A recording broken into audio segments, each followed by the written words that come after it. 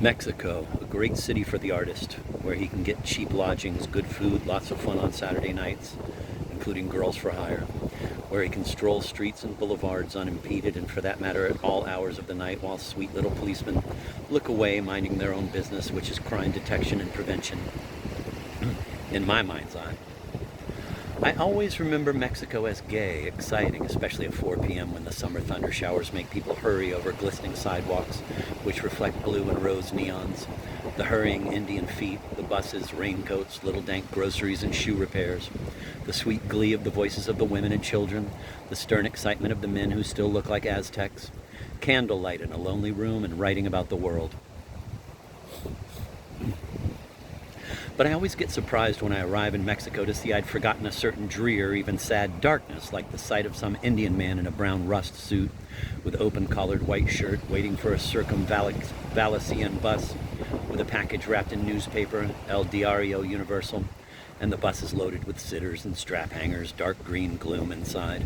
No lights, and we'll take him bouncing over mud-hole back streets for a half hour to the outskirts of the adobe slums where a smell of dead animals and of shit lingers forever, and to glory in any big description of the bleakness of that man is not fair, is, in sum, immature. I won't do it.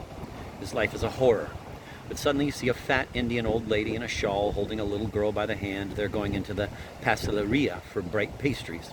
The little girl is glad. It's only in Mexico, in the sweetness and innocence. Birth and death seem at all worthwhile.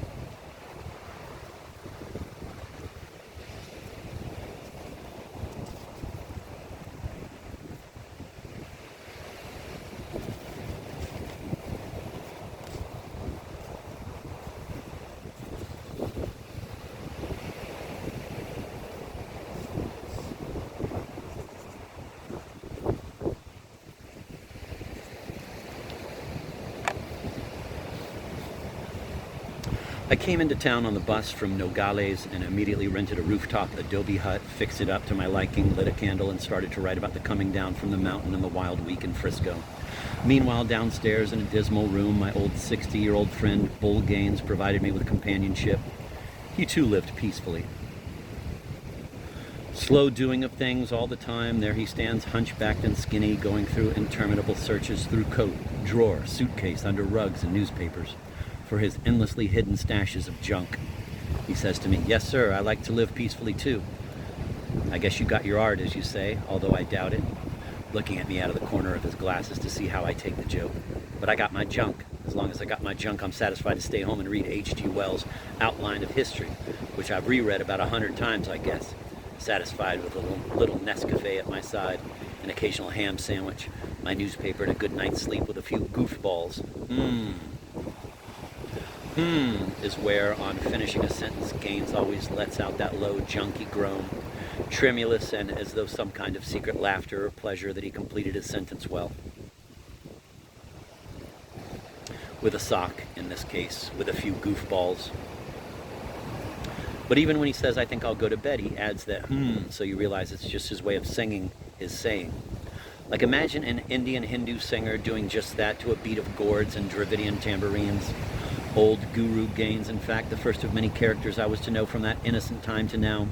There he goes, poking through his bathrobe pockets, looking for a lost codineta, forgetting he already ate it the night before. He has the typical bleak, junky dresser with a full-length mirror on each creaky door, inside of which hang battered coats from New York with the lengths of the pockets strong enough to boil down in a spoon after 30 years of drug addiction.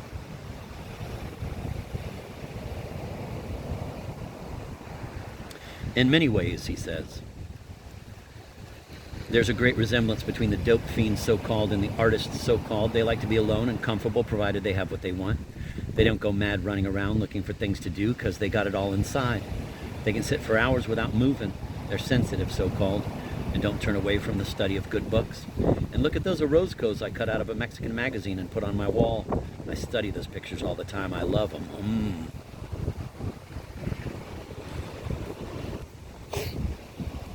He turns, tall and wizardly, preparing to begin a sandwich. With long, thin, white fingers, he plucks a slice of bread out with the dexterity you might expect from tweezers. He then puts ham on the bread in a meditation that takes almost 2 minutes, carefully arranged and rearranged. Then he puts the other bread over it and carries the sandwich to his bed, where he sits on the edge, eyes closed, wondering if he can eat it. Wondering if he can eat it, and going, yes, sir, he says, starting to search in his bedside drawer again for an old cotton. The dope fiend and the artist have lots in common.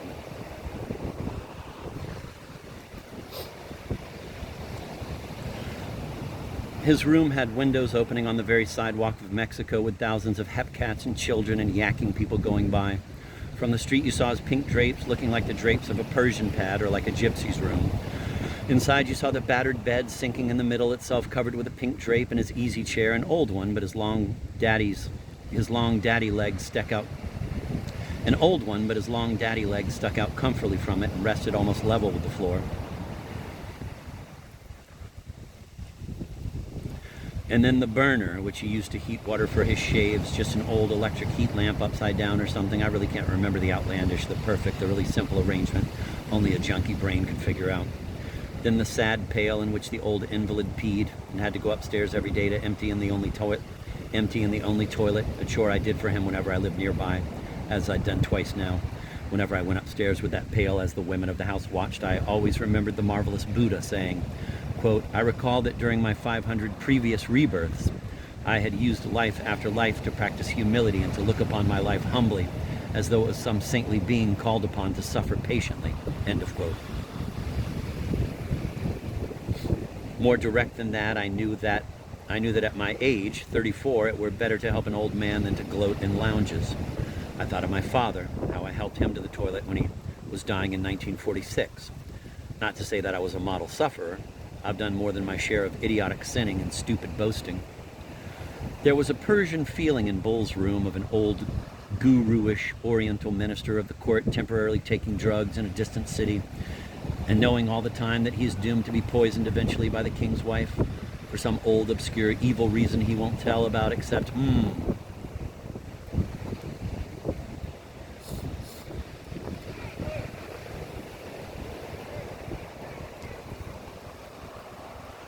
When the old minister rode in cabs with me as he went downtown to connect for his morphine, he always sat right next to me and let his bony knees flop against mine. He never as much as laid a hand on my arm when we were in the room, even to make a point or make me listen.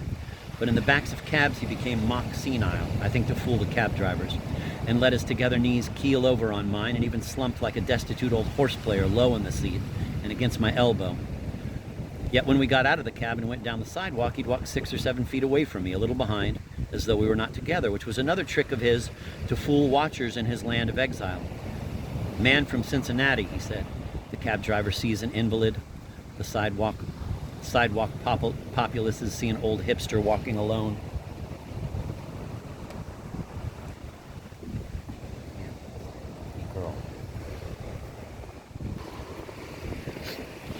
Gaines was the now fairly famous character who stole an expensive overcoat every day of his life for 20 years in New York and pawned it for junk, a great thief.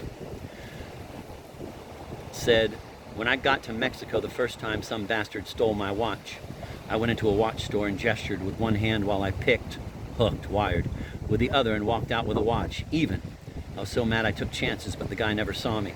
I was bound to get my watch back. Ain't nothing an old thief hates worse.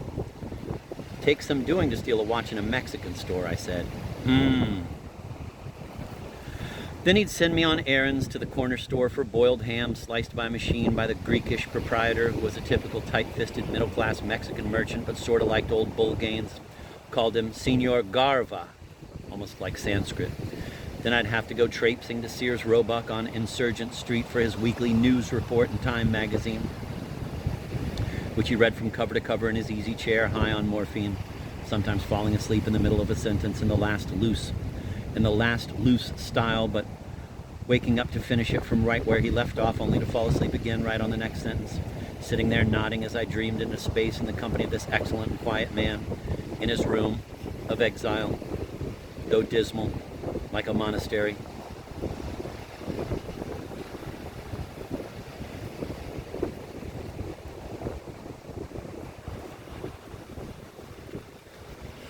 I'd also have to go to the supermercado and buy his favorite candies, chocolate triangles full of cream, refrigerated. But when it came to going to the laundry, he came with me just to josh the old Chinese laundryman He'd always say, "Opium today?" and make the sign of the pipe. "No telling me where?" And the little shriveled opium addict Chinaman would always say, "No savvy. No, no, no. Them Chinese are the most tight-lipped junkies in the world," says Bull. We get in a cab and go downtown again. He's leaning weakly with a weak grin against me. He says, "Tell the driver to stop at every drugstore he sees, and you run out and buy a tube of codinetas in each one. Here's 50 pesos. Which we do. No sense burning down, letting any of these druggists get wise. Then they can't put the finger on you.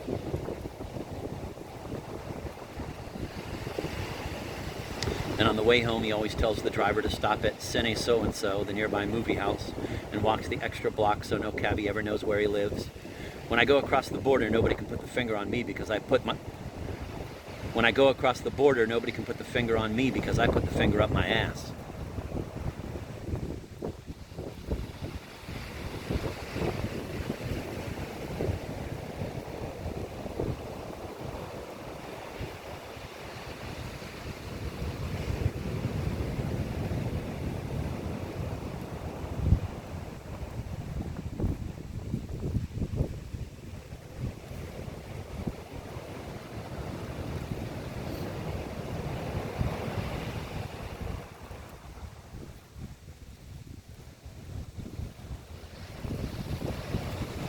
What a strange vision, an old man walking across the border with his finger up his behind. I get a rubber finger that doctors use. I fill it with junk. I put it in. Nobody can put the finger on me because I got the finger up my ass. I always come back across the border at another town, he adds.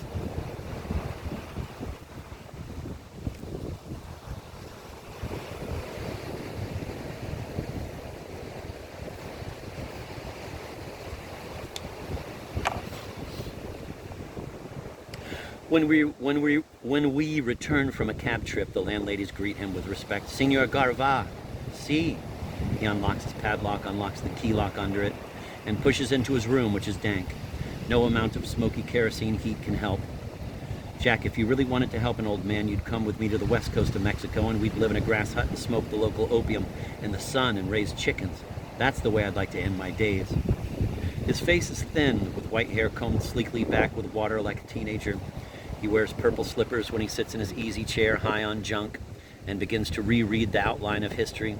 He lectures me all day on all kinds of subjects. When it's time for me to go up to my hut on the roof and write, he says, "It's still early. Why don't you stay around a while?"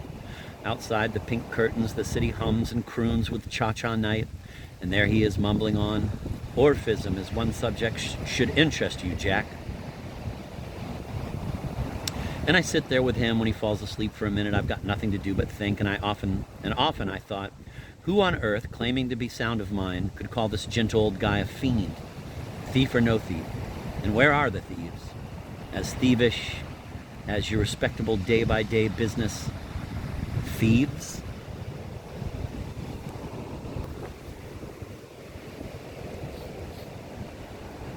Except for the times when he was violently ill from lack of his medicine and I had to run errands for him into the slums where connections like Tristessa or the Black Bastard sat behind pink drapes of their own.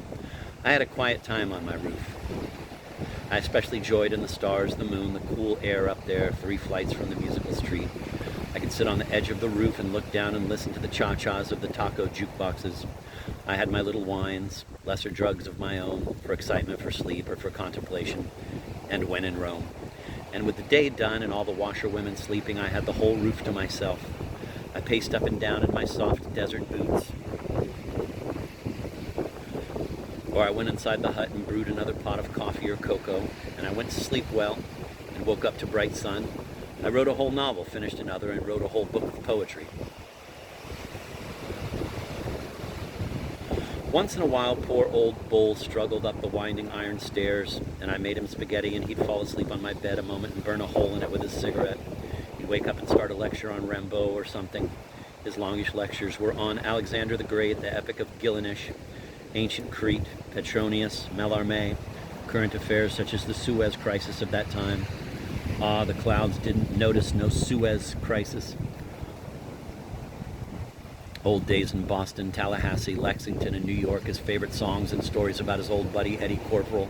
Eddie Corporal walk into the same clothing store every day, talk and joke with the salesman, and walk out with a suit doubled up inside his belt buckle. I don't know how he did it. Some weird trick he had. Man was an oil burner type junkie. Bring him 5 grains and he shoots it up. All.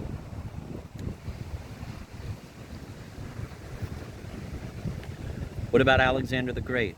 Only general I know of rode in front of his cavalry swinging a sword. And he's asleep again. And that night I see the moon, Citlapole in Aztec, and even draw a picture of it on the moonlit roof with house paint, blue and white.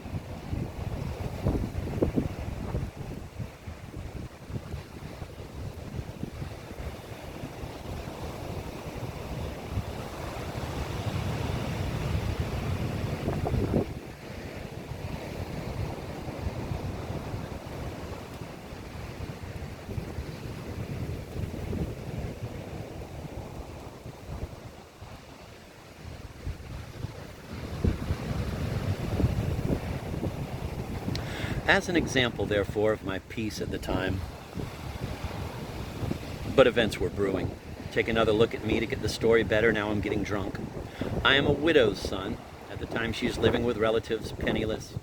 All I have is that summer's mountain lookout pay converted into pitiful $5 traveler's checks, and the big gooky rucksack full of old sweaters and wraps of peanuts and raisins in case I get caught starving and all such hobo-ish shifts. I'm 34, regular looking, but in my jeans and eerie outfits, people are scared to look at me because I really look like an escaped mental patient with enough physical strength and innate dog sense to manage outside of an institution to feed myself and go from place to place in a world growing gradually narrower in its views about eccentricity every day. Walking through towns in the middle of America, I got stared at weirdly. I was bound to live my own way.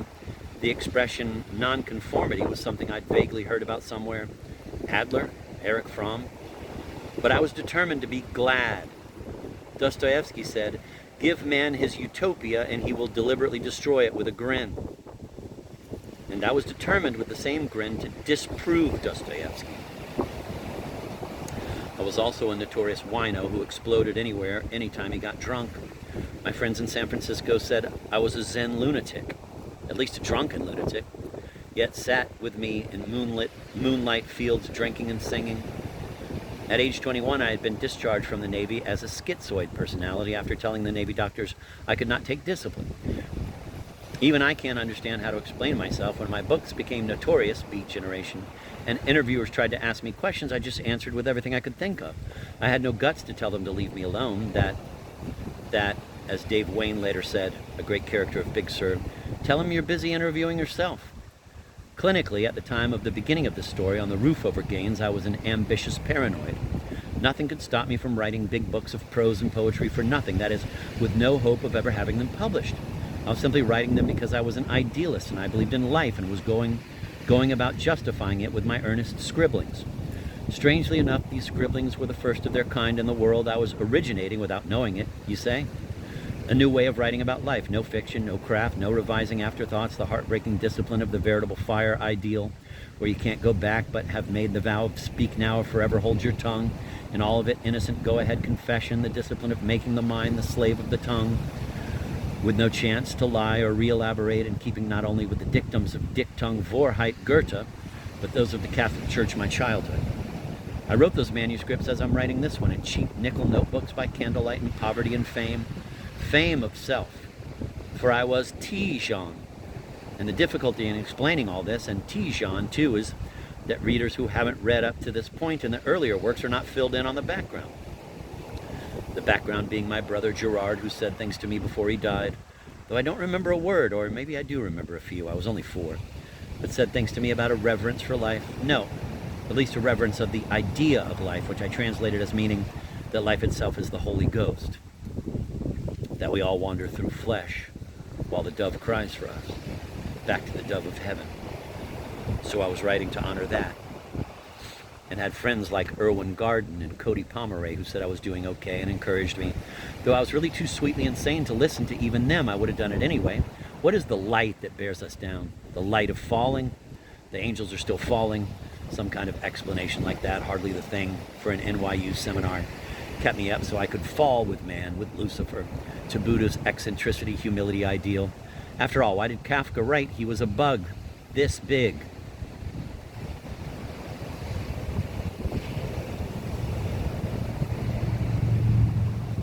And also don't think of me as a simple character, a lecher, a ship jumper, a loafer, a conner of old women, even of queers, an idiot, nay a drunken baby Indian when drinking.